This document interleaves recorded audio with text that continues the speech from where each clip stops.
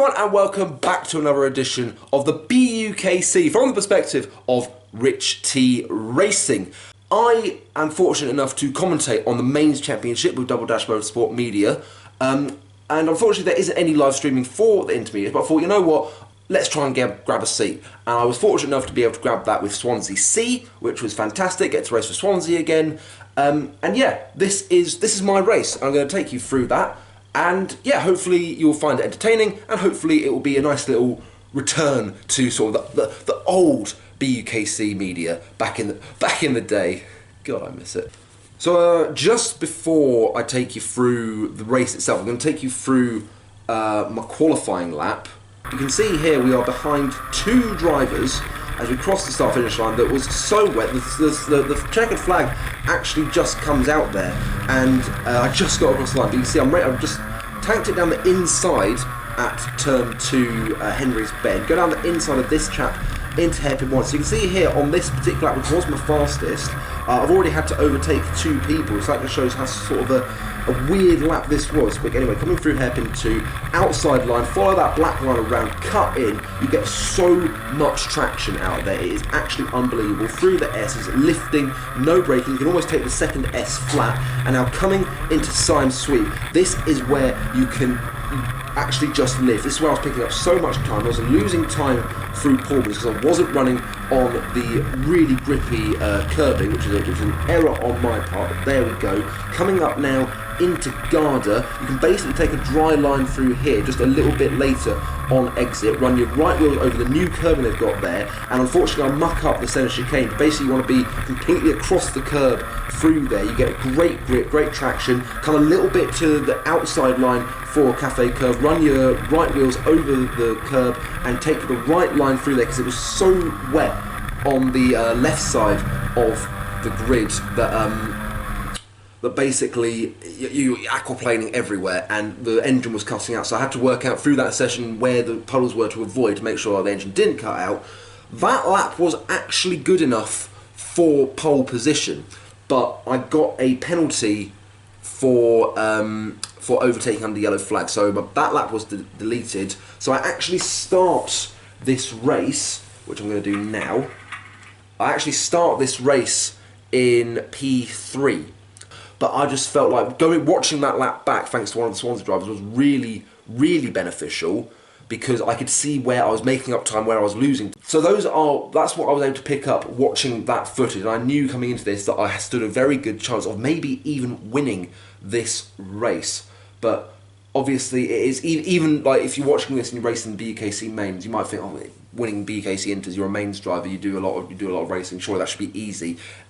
There is some genuinely good standard of driving here. Like we're just getting onto the warm-up lap now. Hopefully you'll be able to see this on screen. You can see the Strathclyde guy there. He is a very decent driver. You've got Imperial C on pole.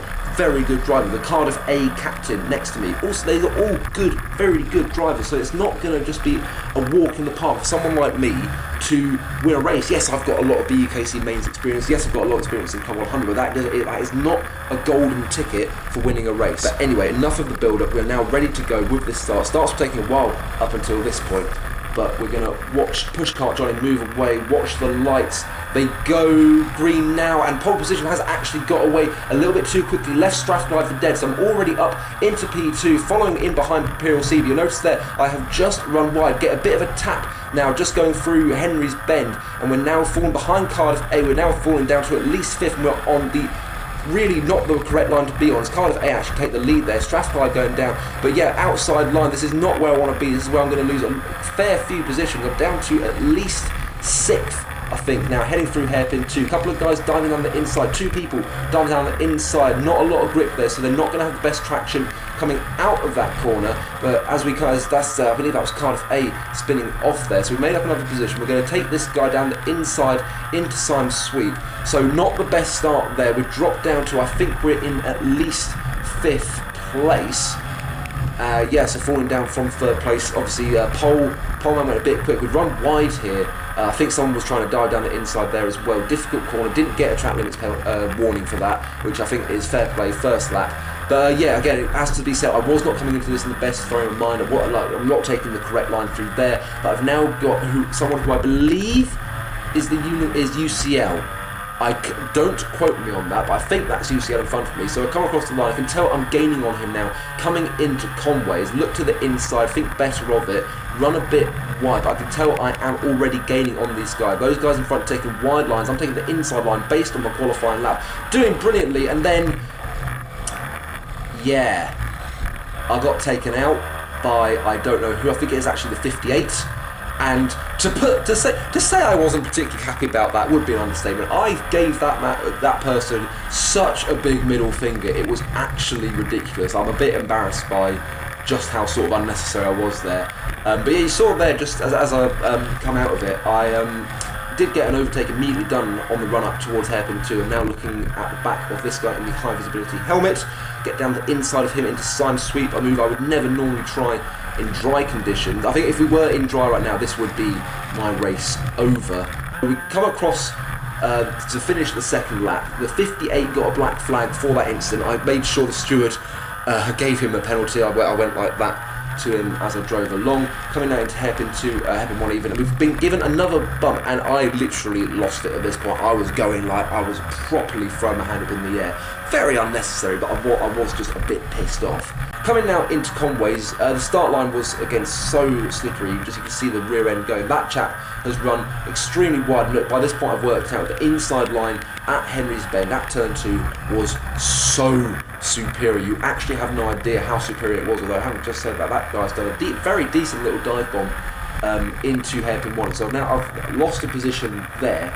He takes a decent line through hairpin 2, but I think at this point I was beginning to get hooked up. Lift into the first S, you can take the second S pretty much flat out on full throttle. Lifting into Syme, get a decent drive through there. This guy's got a decent drive through as well. Again, standard of the Inters is still really good, but we both take decent lines through Pullman, and he just gets a little bit out of shape coming through paddocks. Now I've got an opportunity to send it down the inside into Garda and get the move done. A little bit of a risky move there because the grip is not so much prevalent on the inside, but we got it done. Take a nice line through centre, and that is another position made up. What's important about this moment is you'll see in the distance that's the Strathclyde driver and Cardiff A just in front of it. And at this point I was like, oh, they must have had really bad starts as well, because there's no way I can be back more or less where I was. But anyway, we get now down the inside of that man in the white helmet and green and black, and you know what, at this point we think, sod it, let's send down the inside of this chap into Pullman's as well. So that's a double overtake in 2 corners. This was like, looking back at this now, this is a madness. This is actually mad how much progress I'm making through this grid. I never really make this much progress when I'm racing, and you see videos of people doing it, it's like, how can you possibly do that? But the grip was just there. I was so in tune with the car, so in tune with the track. I was just able to send it down the inside at Syme, and then Pullman's on 2 guys in the space of 2 corners. So fantastic little bit there. Then 1 minute 9.7 as Strathclyde have just overtaken that guy in the bandit suit. Strathclyde, their fastest lap, 1 minute 10.3, so I was going 0.6 of a second faster than the next fastest driver, which is quite amazing. But anyway, it's now our turn to try and have a go on this guy in the bandit suit. Looks to be a pretty decent standard for a bandit driver, but he's run wide across the centre S. But as we try and do this move we've done so many times through this race, he's turned in earlier than I had anticipated, and as a result of that, contact was made and he goes spinning round. Now, for my money, I think if a Club 100 Marshal sees that, that's a black flag for me.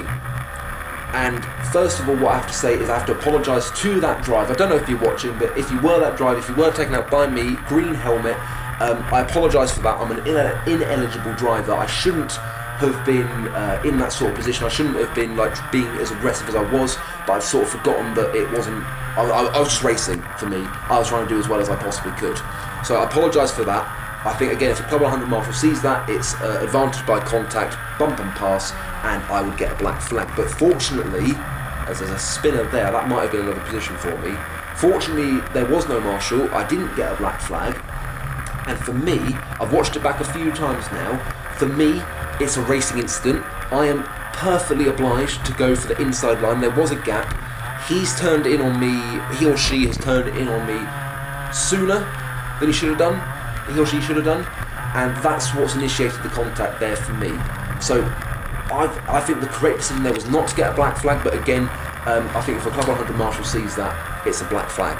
So again, apologies to the driver for being in a position to take him out, but at the same time, it was, for me, it's a racing incident, and that is racing. Sometimes you've got to get the rub.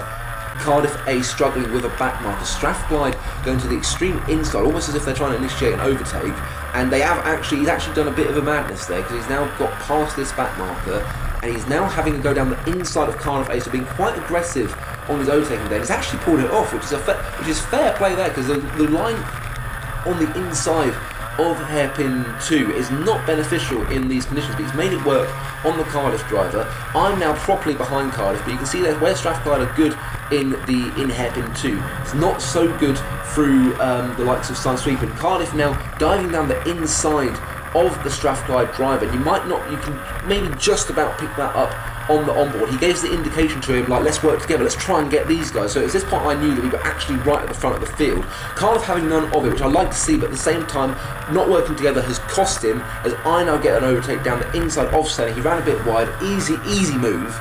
It was literally just a case of just planting down the inside, getting the power on much earlier than he did. Wouldn't see him again. So now, for me, it was based on the fact that the Strathclyde driver went like that, the indication of let's work together and catch these guys in front, that it was like, I'm back at the front of the field. How have I managed that having been taken out on the second lap? That shouldn't be possible. We are getting towards the end of this race, because again, only 15 minutes now, and you can see here we're now 3 abreast, coming up towards Cafe. There was a back marker in the way. I try and go around the outside, not really anywhere left to go. We've got the final lap board is out now, and so I haven't made up any positions on these guys around, but we are much closer. It's far lap, so Strathclyde now sending it down the inside into Conways. I'm going to stick to the inside line. This man in the I think it's UCL, is going to try and go around the outside of Strathclyde. I'm sending it down the inside on both of them, and we find ourselves actually somehow. This worked. I'm not entirely sure how it did, but there was grip. But UCL tried to come back at us. I then tried to force him out, but Strathclyde were in the inside. That sent UCL off. Strathclyde then goes down the inside of hairpin 1, but he's got bad drive. He tries to cover off on the outside, and I go down the inside, and that is the move sorted. That was absolutely fantastic, brilliant racing. Might have been a bit argy-bargy. I'm pretty sure I bumped Strathclyde as well, which sent him tumbling down the order. Not tumbling down the order, but it lost him a few places on track, and there was a yellow flag out there, so if he had been behind me, there was nothing he could do during this section of track. So from going from being taken out on the second lap to having to come back through the field, we've actually somehow managed to overtake the drivers that we were around at the start, and that is absolutely amazing. We cross the line, and basically on the road, Imperial Sea won the race from pole position. They were 7 seconds in front of me in second place. However, they picked up a penalty. They picked up a multiple contact penalty, and in Club 100 racing, it is by position. So ladies and gentlemen, what that means is that was my first ever victory in the BUKC. I won the race. My first BUKC victory. It's taken 4.5 years and graduation for me to finally be able to do it, but I managed it. And the only word I can use is mad. Final lap madness that won me that race. But yeah, there we go. That was my intermediate race for Buckmore Park, and I believe Strathclyde actually went on to win that round. Well done to them. Yeah, that's it. That's my first ever victory. So thank you so much for sitting through that with me. I hope you enjoyed it. If you did, please be sure to like, comment and subscribe. Hit that bell for notifications. We're here at Rich T Racing. We're trying to hit 100 subscribers by the end of the month. So if you can contribute to doing that, that would be absolutely fantastic. Really appreciate it. We are a small channel. We're trying to grow. And anyone who can do that with us, that is fantastic. And I'm going to be back for GYG. If you're watching from the BUKC, I'm going to be commentating on the mains, and I'll be back for the intermediates. I'm going to be racing with Yui, of all people. So if you've been watching the BUKC Facebook page, you'll have a rough idea how significant that is. But yeah, that is it. All I should say for now is ta-ta and farewell.